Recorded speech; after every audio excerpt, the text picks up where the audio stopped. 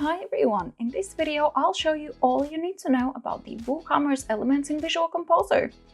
This can help you to design your own custom store or a specific product page. First things first, you need both Visual Composer and WooCommerce installed to be able to use the compatibility elements. The WooCommerce elements, like all others, are available at the Visual Composer hub. So let's open the hub and search for WooCommerce. And here are all the elements.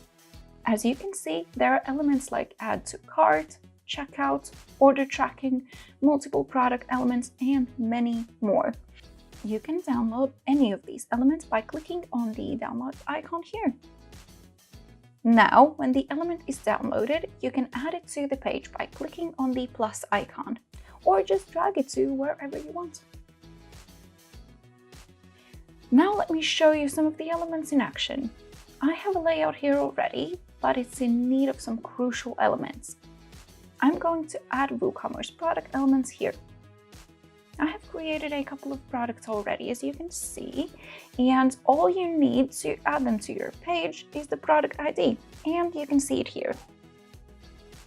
Now let's go back to the editor and add the WooCommerce product element. So here it is.